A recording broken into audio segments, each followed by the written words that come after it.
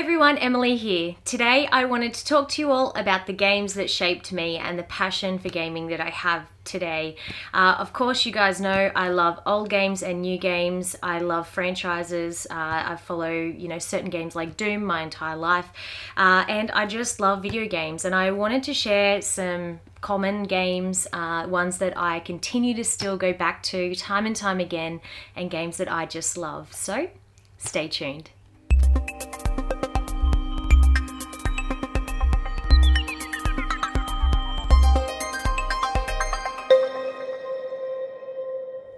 To kick things off, these are in no particular order. I just grabbed 6 games that I really enjoy playing still.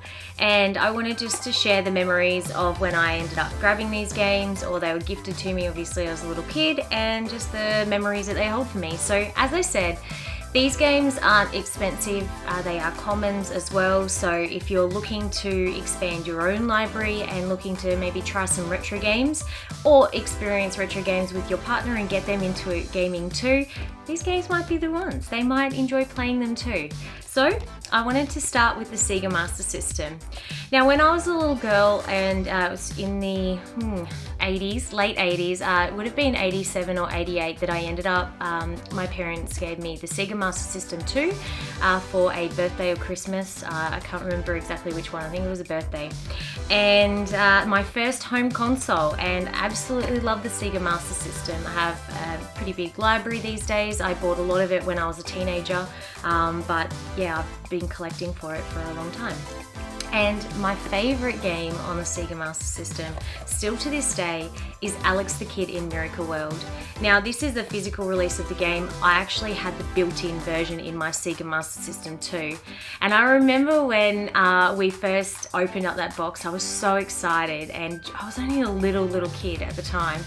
And I remember with my dad trying to tune it in RF through the TV, and then when we finally got it working and seeing that intro screen and hearing the music for us, obviously Alex the Kid, I just absolutely fell in love. So if you haven't played Alex the Kid in Miracle World, as I said, you can buy a physical copy of it, and you can also grab a Sega Master System 2 and have it built in.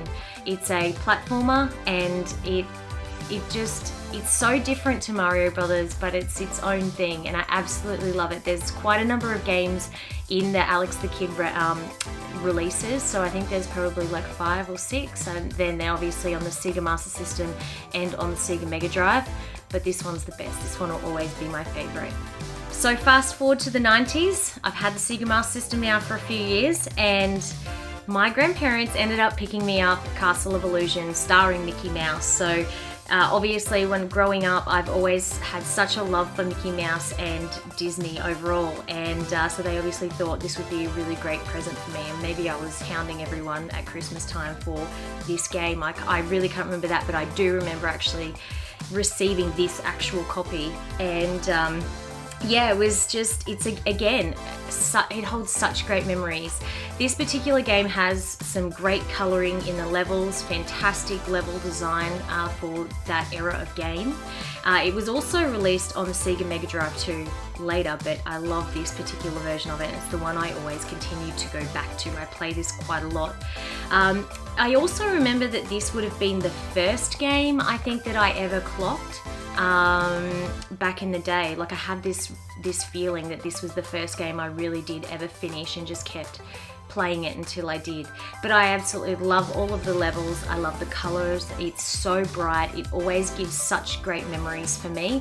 I've done quite a few Sega Master System videos when I first started my channel, so I'm going to pop a link for you guys to check out some of my older videos, and this game always comes back up. So I think it's something that if you haven't played this game and you have a Master System, definitely check this out. Now for another Master System game, Wonderboy. I know all of you will have heard of this game, and Wonderboy was one of my very first games that I actually ever did receive. It may have been around the same time that I received my Sega Master System 2. I can't quite remember that, but I remember that this has been with me forever since I was a little kid. So Wonderboy is again a side-scrolling action game platformer, and it's fantastic. It's got so many levels. Still to this day, I have not clocked this game. I sat here when we had a games night with friends, and I just played it and played it and played it for hours, and I just still couldn't get past it. The levels just keep going on and on and on. Wonderboy is again one of those ones with such great music that I still remember all of the levels. The bosses, when you're throwing the little, what do you call it, his little axe at them and you're breaking their nose and then they go whoa and they jump off the screen. It's just also another game that brings back such fond memories. I would love if they remade or remastered another Wonderboy based on maybe all the different ones, something like that, gave it a new lease on life and remade this series. But I definitely love it. Wonderboy's had quite a few games throughout the years on the Sega Master System, and also released on Mega Drive. So yeah, I definitely think Wonderboy is a great game. Again, it's not very expensive, it's a common, and I think you guys will really enjoy playing this game as much as I have. Now, talking about what games shaped me as a gamer and a collector, obviously. I loved Sega Master System, so I collect a lot of Sega stuff still to this day, and I follow all the new Sega games as much as I can because I just enjoy playing them, and they're always fun, you know, like Yakuza and stuff like that. So I definitely have a huge love for Sega, but I do for Nintendo too. Over the last few years, I probably played less and less Nintendo Switch. I totally enjoyed Breath of the Wild. I didn't like Super Mario Odyssey. Don't hate me for that, everyone. But yeah, like I just haven't been playing Switch. If I go back to play any Nintendo games, I tend to go back to playing SNES particularly, or the NES. So I feel like the NES still has a huge part of my heart. So how I ended up playing the NES for the first time was our next door neighbours actually had one, and they had games like, they did have Battletoads, they had Excitebike, they had Super Mario Brothers and Duck Hunt together. And they just had, oh, and they had Cobra Triangle. Cobra Triangle is one of my absolute favorites. So I would go after school, like almost every afternoon, and play the NES there, and then as soon as I had to go home, so it was like 4:30 or 5 o'clock for dinner, I'd then have dinner and then I'd be playing my Master System. So I was able to play the NES quite a bit. Then fast forward a few years, my older cousin ended up buying an NES action set, and he ended up just being so busy with work, he didn't play it as much, and he was like, oh, here you go, Em, you can have it for a bit. I don't ever remember what ended up happening with that particular one, but I know it was much loved and I used to play it all the time.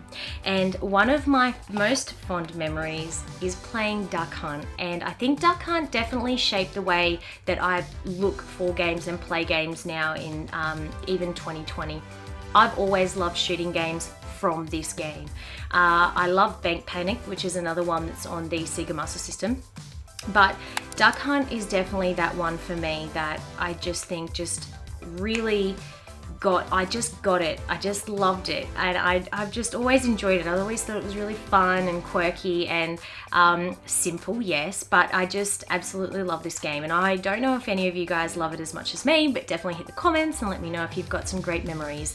And for those of you that haven't played Duck Hunt, you're obviously sitting down in a booth and the ducks come and fly up, and then you use the gun, the zapper gun, to obviously shoot them on screen, and then if you miss them, then the dog laughs at you, and it's always pretty funny when he does that. But yeah, one of my biggest memories as a gamer was it was after school and I wouldn't go out and play, and I'd obviously just received my cousin's NES. So I was in my own bedroom and my next door neighbors came over and they're like, come out, play with us. And I'm like, no, I'm up to this like stupid level in Duck Hunt, and they turned the NES off of me and I was just ropeable.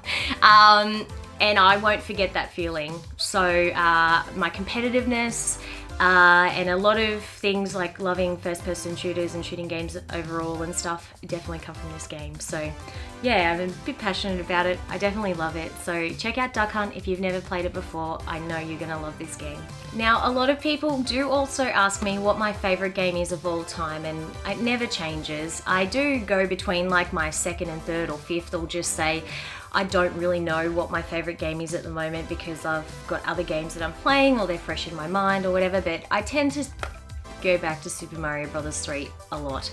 I absolutely love this game. I've purchased this game on every format or digital format that I could over the years, like on Wii and 3DS when they had their virtual console. I've also purchased the different Japanese versions, Game Boy Advance. What else? If they're on the minis, so I have the minis mainly because I want that version of this game. It's pretty crazy. So I feel like Super Mario Bros. 3 being one of my favorite, it's my favorite platformer, it's my favorite Mario game, and overall the NES version is definitely, you know, my favorite game. And I feel like it definitely has really shaped that collecting aspect of my mindset. So, you know, I didn't really collect multiple versions of different games until I was in maybe my mid-20s. And then I was like, oh, I really like the cover variant, or oh, I really want to get it on this and that. And it started with Super Mario Bros. 3. And it's definitely like been that game for me that's made me collect probably different weird and wonderful loot items or merchandise or clothing or whatever. So Super Mario Bros. 3 has fantastic level of design. It is one of those groundbreaking games back then, and it's still, for me personally, the game that just never changes how good it is. It hasn't aged a day in my eyes. And if you haven't played Super Mario Bros. 3, you've got homework now. You have to play this game. Now, when we started the video, I did say that I picked up 6 games from the collection, and they're the 6 games that shaped me as a gamer and collector, and games that I go back to all the time. Now we're at the last one, and they're in no particular order, and they're not my top 6, but they're just those games that are like my favorites to keep going back to. And this one is Donkey Kong Country. I love Donkey Kong Country more so than 2 and 3. And 2 is a fantastic game, don't get me wrong. But 1 is where it all started, and I feel like everyone goes, but 2 was so much better, and it's hard to get a sequel that is better. But I just love 1. I go back to this game all of the time. I go back to this game more than I do 2. I just find it so fun. I love the underwater levels with the music. I just love everything about it. It is groundbreaking to me. They've had a few different Donkey Kongs that have been released over the years that aren't as good, but the franchise overall, like, it just sucked me in. I wanted to, and I still want to play any Donkey Kong game that's being released. I love them. They're so much fun. And, you know, Rare did such an amazing job on this game. This is for the Super Nintendo. And I can't remember exactly what year it was released. It was probably I was going to say 93, but it's 94. And I absolutely love it. It's a ripper. Like, this was my teenage years playing this game over and over and over again on my Super Nintendo, and I just absolutely fell in love with it. It's again a platformer. You follow Donkey Kong and you have Diddy Kong in this particular one, and yeah, it's just so good. And you can play this game couch co-op too. So many good things. I can't not say anything bad about this game. I absolutely bloody love it still to this day, and I will finish it. I'll probably go and play it now and finish it again. I just love it. But yeah, if you haven't played Donkey Kong Country on the Super Nintendo, readily available, definitely get yourself this game, or get yourself the mini. Again, this is a game that I go and collect all the different variants for because I just love it. I love all the different games and variants for it. GBA, Super Famicom, having the different SNES versions for Australia. I will collect probably the American versions whenever I get to go to America again. Definitely such a good game. A huge part of shaping me as a gamer and collector. Now guys, I hope you've enjoyed this video. I'm going to be touching base about different things in the games room that mean a lot to me and give you a bit of history on, you know, how that's shaped me as a gamer and why I collect certain things. I hope you have enjoyed this video. I have a few different things that I'm going to be hitting my videos, like getting those out on time, 3 a week, and we'll be starting a news thing next week. So hopefully I might even be able to do a daily video for you guys very, very soon.